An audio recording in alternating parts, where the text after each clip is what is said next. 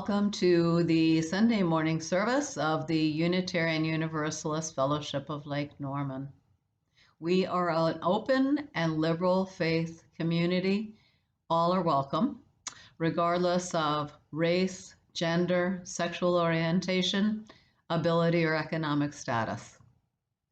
We follow different paths to arrive at truth, but as a group, we are committed to our belief in the inherent dignity of and worth of the human being. And we are committed to expressing our faith in acts of kindness and social justice. My name is Elaine. I've been a member for a little over a year. Today, I would like to light our candle. Our candle lights our path to the way of truth. In our search for truth, may we be just, and in our search for justice, may we be loving. And I have a few reminders today for the congregation. We receive fragments of holiness, glimpses of eternity, brief moments of insight.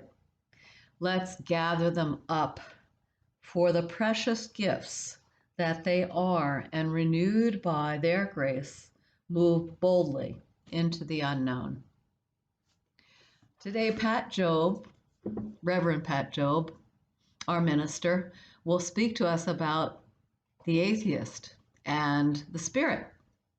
So we're looking forward to that. And after he speaks, we'll have a little musical interlude with Mike Alec, who is our professional musician and friend.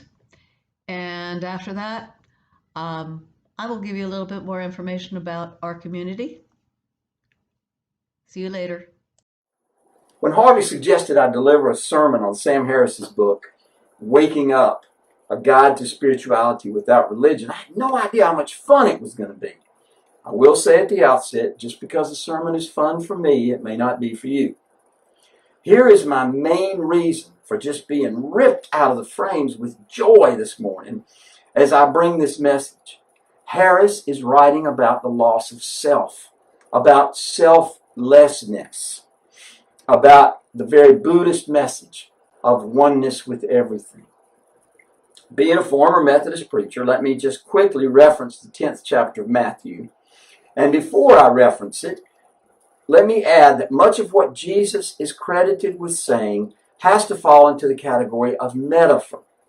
He said almost nothing concrete in an age when spiritual teachers spoke symbolically about almost everything. Here is what is credited to him in Matthew 10. He who would find himself will lose it, but he who would lose himself for my sake will find it. That squares profoundly with my own joy about what is best in Christianity. And if you'd like to talk about that, let's get together sometime and talk about it. Sam Harris is one of the most famous atheists in the world. He joins Richard Dawkins and Christopher Hitchens in sort of the current atheism hall of fame. But his is a much gentler voice. Still, he's pretty merciless in his critique of Christianity, saying that even a demythologized version of the faith is absurd. I disagree because I find truth, compassion, oneness, and loss of self in my reading of the Christian texts and knowing the Christian traditions. Although, again, I take it metaphorically, not historically. One of our Unitarian ancestors, William Ellery Channing, said Jesus did not need to be a mythological creature in order to commend a system of ethics and compassion, any more than Pythagoras needed to be divine in order to invent geometry. I can say more about that in the talk back. But for now, let me just suffice it to say that Christianity still holds sway with me, while it holds none at all for Sam Harris. At least Harris is not rude or cranky about it. But Harris really does like Buddhism. And what he likes about it is its loss of self, its emphasis on oneness as opposed to our obsession with the separate self, which he identifies as one of the hallmarks of modern madness. One of the things I like least about delivering sermons is so few pauses. So please let me pause here for just a second so a little of what I've already said can sink in. Sam Harris is a world-famous atheist.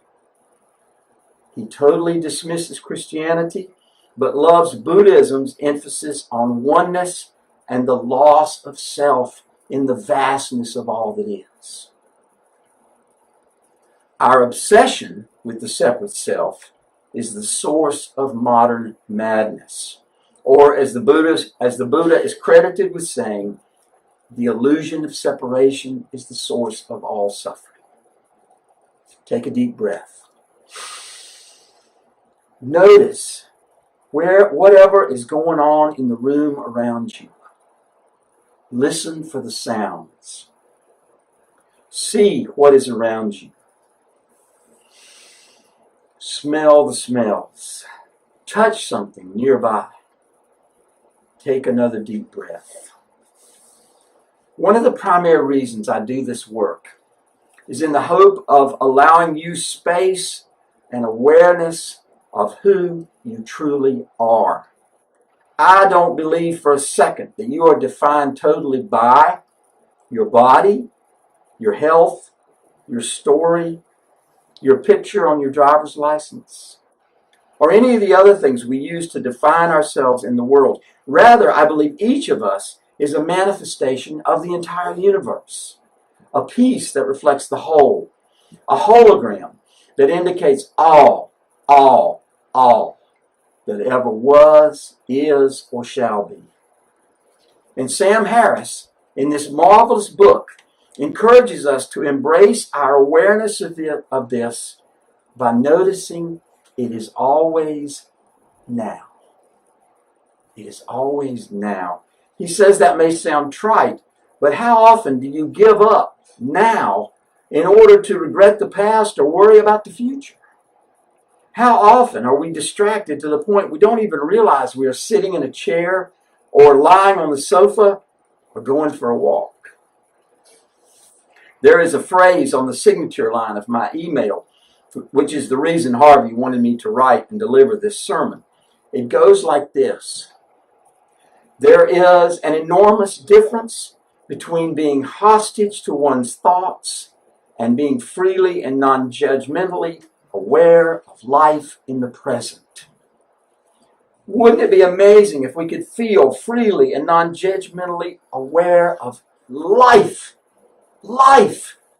in the present, right here, right now? Here's another quote from Harris that I just adore. Most of us spend our time seeking happiness and security without acknowledging the underlying purpose of our search. Each of us is looking for a path back to the present. We are trying to find good enough reasons to be satisfied now. Now. It is always now. We are always here. Imagine that. How many of us are truly and deeply satisfied with now? Is now a satisfying moment to experience? Right here. Having lived your life the way you have lived it up until this point, is it satisfying now? Or am I driving you crazy with all these pauses? Take another deep breath. Harris challenges us to notice the differences among all world religions. As UUs, we like the intersections of love, compassion, social justice found in most faiths. But Harris says we should not kid ourselves that interfaith dialogue is going to undo the fact that way too many world religious followers believe they have the only answers, and those who do not have the answers are wrong, which leads to extremism. It's pretty shocking and horrifying, especially as we consider the fact that the worst among fundamentalists of all religions will actually break loose into acts of violence against those they perceive to be their religious enemies or infidels. We can think of Christian and Muslim examples of this, but remember, it was a Jewish extremist who killed Yitzhak Rabin for his efforts to make peace with Egypt and other Arab neighbors. Most of the officers in the Myanmar army who ordered genocide against the Rohingya people claimed to be practicing Buddhists. No religion is exempt from the stain of its worst practitioners. What else is Harris saying in his 208 pages of text? He opens the book with a description of losing himself to ecstasy.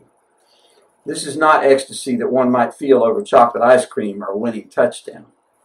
This is the drug ecstasy, or MDMA, which is a class of hallucinogenic drugs like LSD or psilocybin, which tends to change perception at such a profound level that whole new experiences of reality take place. Many of you noted that the state of Oregon just passed a law legalizing experimentation with psilocybin for the treatment of depression. The good news is that it is having a dramatic result. Again, think about Harris's assertion that identification with the separate self leads to much modern madness. Narcissism, consumerism, addiction, many of our present pathologies are rooted in thinking the separate self is the end-all and be-all, and the rest of the world is secondary at best, meaningless at worst. Now, before I go any further, let's take just a moment to consider that reality does not exist separate from our perception of it. We all know about the placebo effect, wherein people will have curative outcomes, even when given sugar pills, simply because a doctor tells them it is medicine, not sugar pills. In the same way that sugar pills can lead us to believe ourselves well, hallucinogenic drugs can lead us to see the world through completely new lenses. Harris had such a change of lenses when he took ecstasy.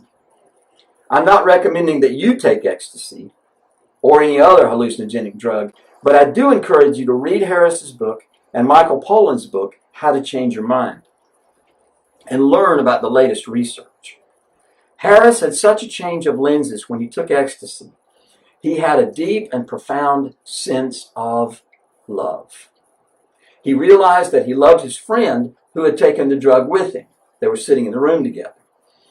He realized that there was purity of this love that was beyond anything he had ever experienced before. And after just a few breaths, he came to see that the love he was feeling for his friend would also be freely available to any stranger who walked into that room. He says in the book, the interesting thing about this final shift in perspective was that it was not driven by any change in the way I felt. I was not overwhelmed by a new feeling of love. The insight had more the character of geometric proof. It was as if having glimpsed the properties of one set of parallel lines, I suddenly understood what must be common to all parallel lines. And here's another juicy quote from Sam Harris. We crave lasting happiness in the midst of change. Our bodies change, cherished objects break, pleasures fade, relationships fail. Our attachment to the good things in life and our aversions to the bad amount to a denial of these realities. And this inevitably leads to feelings of dissatisfaction.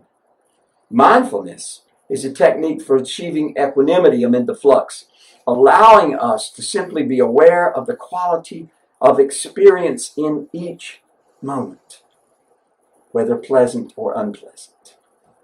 This may seem like a recipe for apathy, but it needn't be.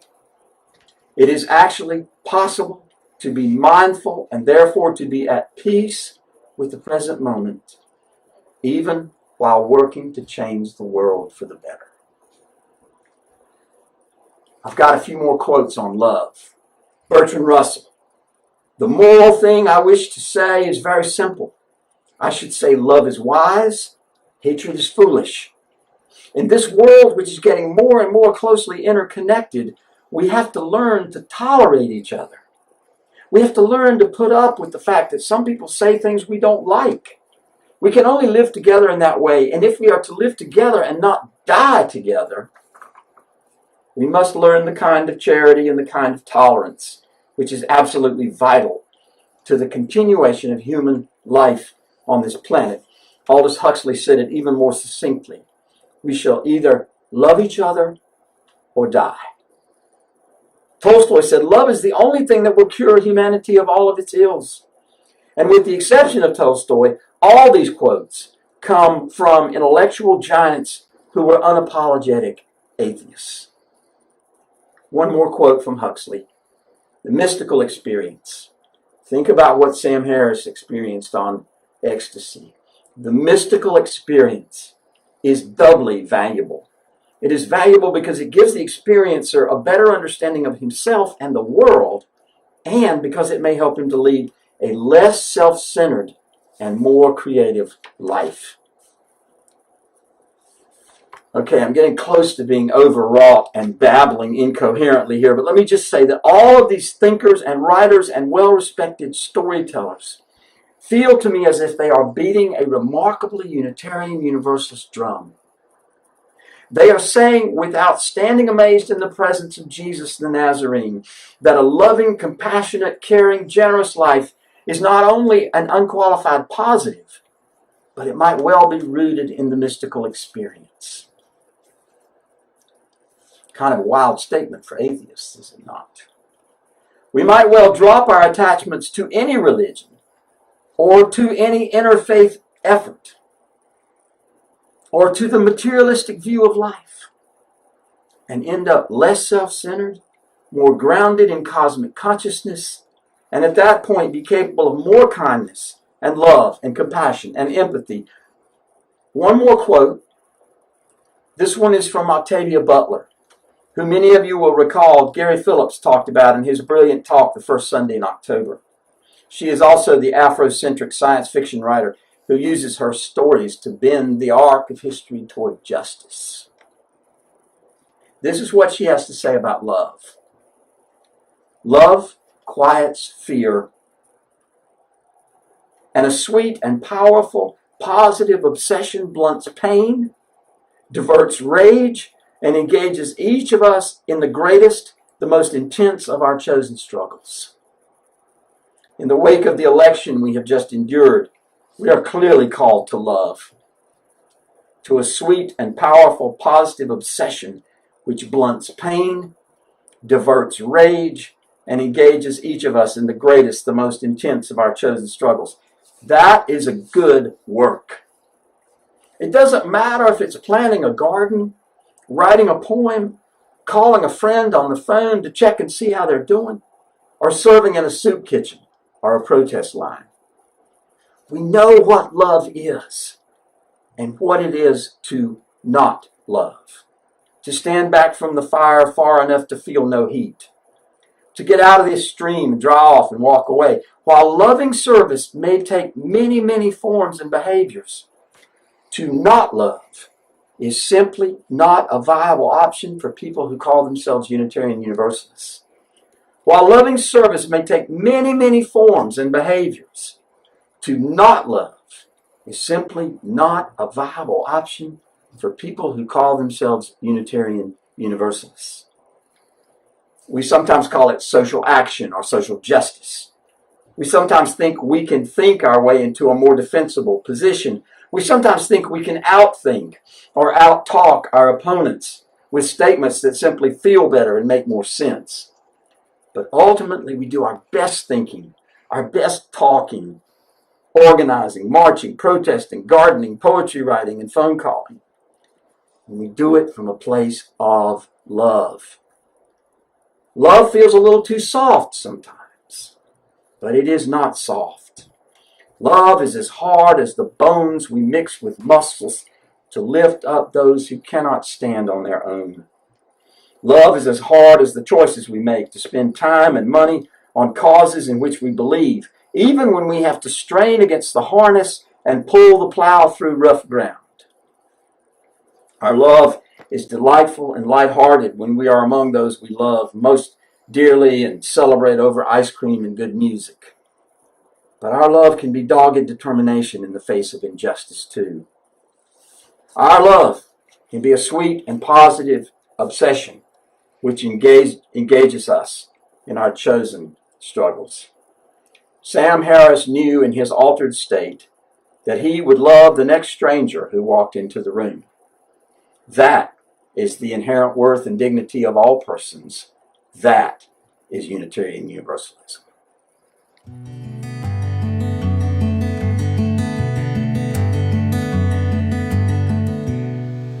Good morning, everybody. Here's a little song for peace.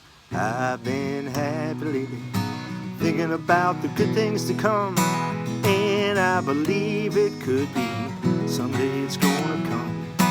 Out on the edge of darkness, there rides a peace train.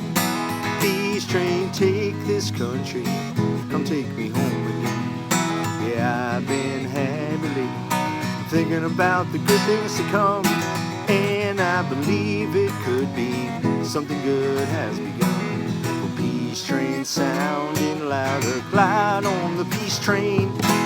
Ooh-ah, hee-ah, hoo-ah, come on the peace train. Peace train, holy roller, everyone jump upon the peace train. Ooh-ah, hee-ah, hoo-ah, come on the peace train. Get your bags together, go bring your good friends too, 'cause it's getting nearer, soon it will be with you. Come and join the living, it's not so far from you, and it's getting nearer, soon it will all be true. The peace train sounding louder, glide on the peace train. Ooh-ah, hee-ah, hoo-ah, come on the peace train. Yes!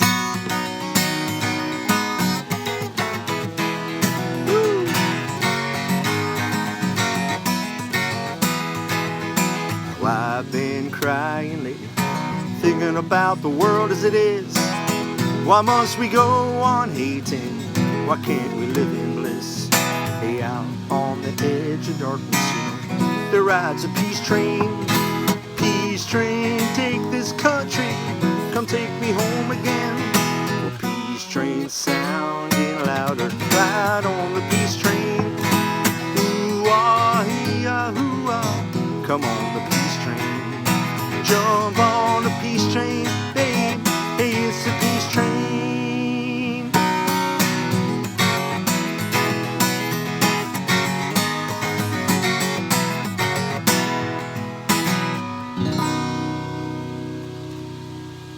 Have a great day. Thank you. Welcome back, everybody, and thank you very much, Pat Jobe, for your words of wisdom, and they were very interesting. And thanks, Mike, for the music. I'd just like to remind everybody that we are having cocktails, Zoom cocktails, every other week. And we're lucky to have Jim Price to offer us a picnic, a real picnic at his home. So I hope we'll have more activities like that in the future.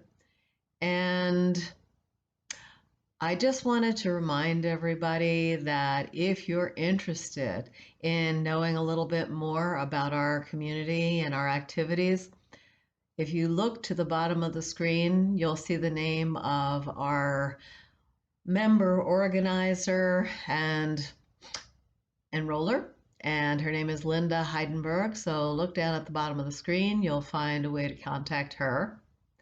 And we hope you'll join us for further events.